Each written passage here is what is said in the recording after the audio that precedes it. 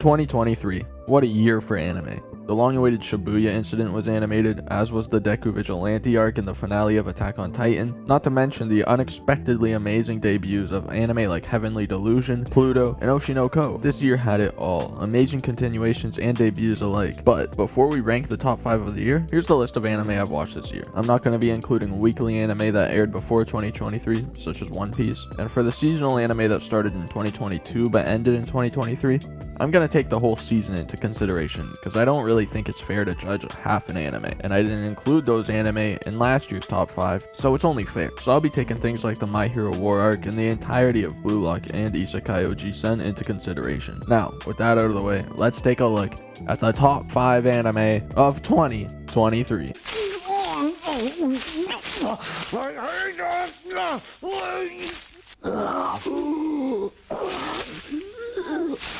Starting off, everyone's favorite part of a list, the honorable mentions. Animes that were good, but just not good enough. Those anime are Oshinoko, Skip to Loafer, and Zom 100. Oshinoko was great, but what stood out the most to me was its emotional highs, be it sadness, joy, anger, or even awe. Each emotion had a moment where it peaked. Skip to Loafer, on the other hand, was a constant flow of pure joy. Every time I watched it, I knew I was in store for some warm and fuzzy comedy, which was what I needed in this year of philosophical exposition, death, sadness, and violence. After watching whatever Oshinoko and Hell's Paradise episode came out that week, I often found myself yearning for some chill-ass rom-com activities. Then finally, Zom 100. It had emotion, it had comedy, it had action, and it was baller as fuck.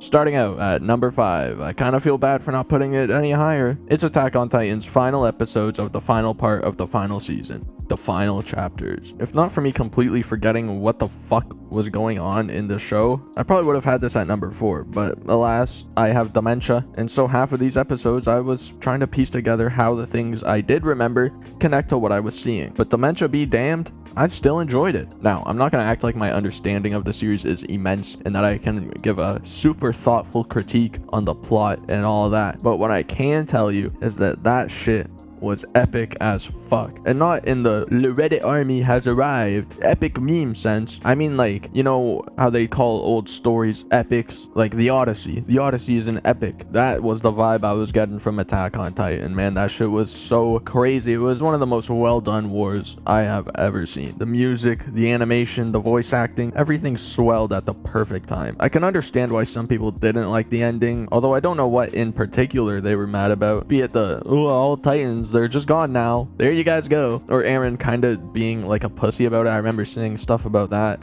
I don't know, I kind of ignored the Attack on Titan community for a while, so I don't actually know what they were actively getting angry about, but if either of those were the reason, I don't really agree with them. However, there was one thing I didn't like, and it was the fact that Aaron directed the Titan towards his mom. Throughout everything, that felt like the one driving factor of Aaron's that still made sense and still felt like it was his own, and in my opinion, it was still the most emotionally impactful scene in the entire show. But having that all undone just for Aaron to be like, I just wanted to destroy the world, bro.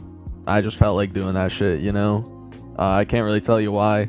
I just wanted to do that shit. I thought it was a bit dumb. Regardless, that shit was crazy, and a great end to an iconic series.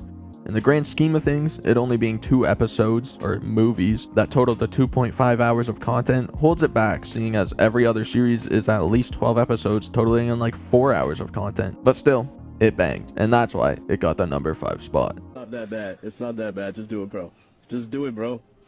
Well, this is not bad. Styling, bro.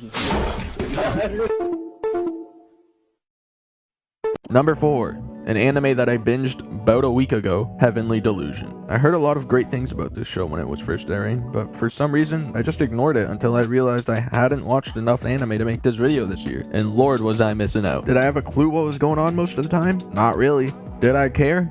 Also not really. Heavenly Delusion is an anime that I love to watch unravel. Every single mystery, the ones I guessed right, the ones I guessed wrong, and the ones I still don't have an answer for, every single one was captivating, and that's because it was all so perfectly entwined with the world building. This show truly feels like an adventure. Like we're following two friends who actually care about each other make their way through a post-apocalyptic Japan. Every frame of this show seems to matter, and you can tell they animated it with that intention in mind, because my god is it ever beautiful. It's got a nice grainy feel to it at times that reminds me of Megalobox, while simultaneously having high intensity action and perfectly animated effects for the man-eaters. Side note, speaking of Megalobox, does this show not seem like a successor to Akira in the same way that Megalobox is a successor to Ashita no Joe? Obviously it's not as on the nose, but considering the fact that according to Wikipedia, Ishiguro's favorite manga is Akira, I think it's an interesting possibility. Anyways, nothing in this show falls flat. Every moment hit just as well as I expected it to. Sometimes even better, like when Maru confronted Robin and just kept throwing him into the wall. That shit had me hype as fuck. Damn near every time they fired off that laser gun, I was like,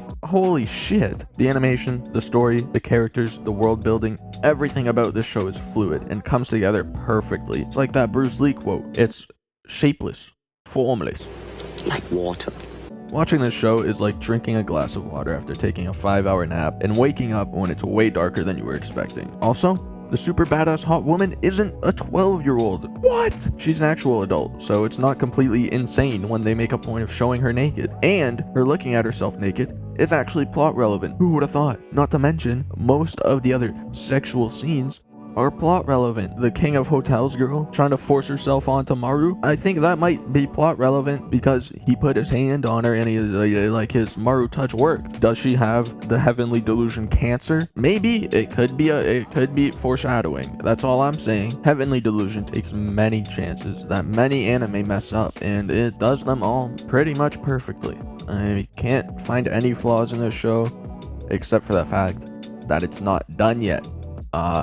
Anyways, moving on. Y'all ain't never see a motherfucker order the Yamin off the XBZ, order the motherfucker off the X jiggler fuckler monoculous sees on a jiggler fuckler you. Number 3. What could it be? It's Vinland Saga Season 2. The deepest, most philosophically and psychologically dense piece of media to ever be created. Just kidding, that's hyperbole. But it actually is really good at representing numerous different philosophies and psychologies, as well as showing a steady progression of how they develop from start to finish. I hate philosophy, or more accurately, I hate philosophers. I know, because I've spent half my time in university studying them, but Thorfinn makes philosophy cool. He makes it matter. None of that cringe mumbo jumbo no one cares about. This shit's about battle. Don't get me wrong, it's not like his philosophy is super deep or super profound. It's easy to understand and easy to get behind. What makes it so interesting is seeing how it was developed. Its roots in Thorfinn's warrior past, how it clashes with the world of Vikings, and how Thorfinn overcomes those clashes. Enough about that nerd shit though. Let's talk about the cool stuff, like the animation and the fights. Despite this season not being entirely fight focused, they still took their chances where they could to show off their amazing animation. Beautiful skylines, highly detailed still shots and close-ups, amazing lighting, and breathtaking scene compositions all took my mind off its desire for big lasers and hair color changes. It's not like the fights were bad though. Sure, there was nothing like this,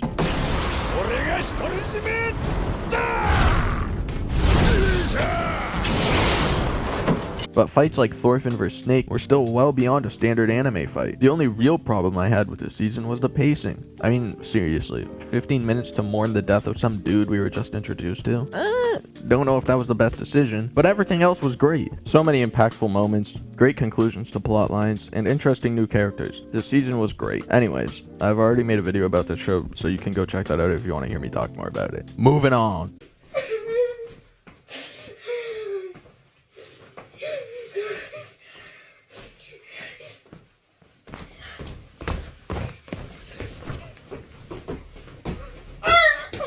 So far, I'd say this list has been pretty pretentious, right?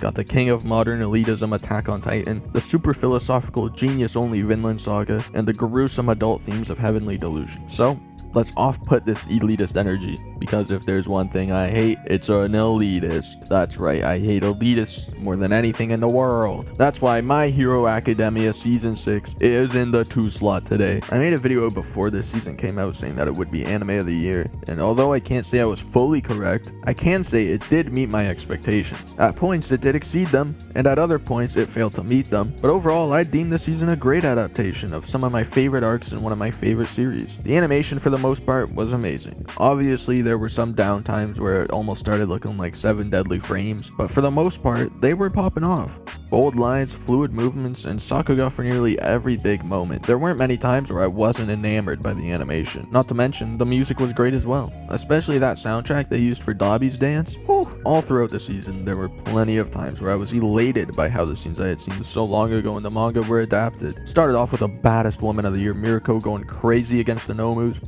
and from there, it only got better. Hawks killing twice, Shigaraki awakening, and all the fights that followed, the Dobby reveal, Mirio's return, Deku vs Muscular, Deku vs the Gaunt, All Might's talk with Stain, Deku vs Class 1A, Bakugo's apology. I could go on. It was filled with great moments. Unfortunately, there were also disappointing moments that didn't hit quite as well as they did in the manga. For example, Shigaraki's heroes and villains speech, and the he doesn't look like a hero at all moment, were both scenes I wish they could have done just a little bit better. And it's a real bummer because I know they could have. I mean, they made Mob Psycho just a little bit before that, and that shit was insane. But alas, they didn't. And that didn't ruin the season for me, but it did prevent it from taking the #1 spot. Although in hindsight, there really wasn't much they could do outside of violating human rights to take the #1 spot from the next entry on this list. So, without further ado, ladies and gentlemen, let's get to it. Stole from my own sister, and then one day, a piano fell on my head. What consequences?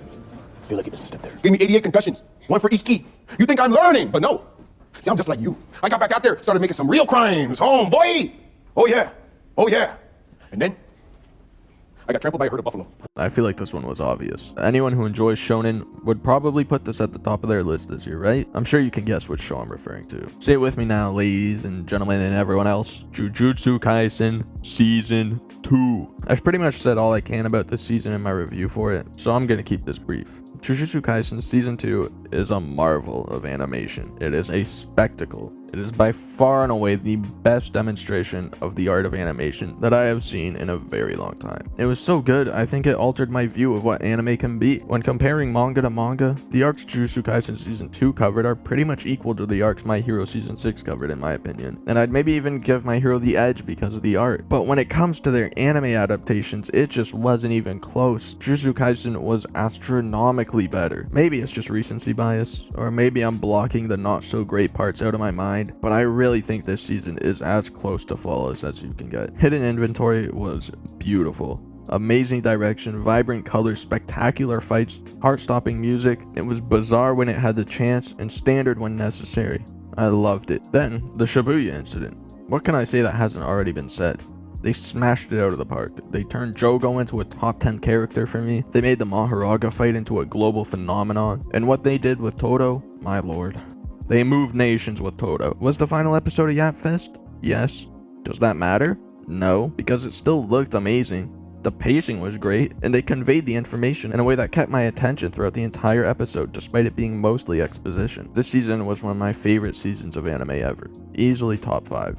And I can say without a doubt that it deserves this #1 spot. So, there we have it. 2023 is over, and those were the top 5 best anime throughout, objectively, because I am the only man alive with the only right opinion. But I would love to know what you guys think, and your subjective opinions were the top 5 anime of the year. Tell me, did you agree with my list? Did you maybe have Attack on Titan at #1? Did you maybe have Vinland Saga at #1? Did you maybe not have My Hero on the list at all? All 3 of those are very high possibilities because I know how the anime community is. However, if you take one thing away from this video, it should be that I don't know. Be formless, shapeless, like water. Subscribe. I'll see y'all in the next one. Deuces.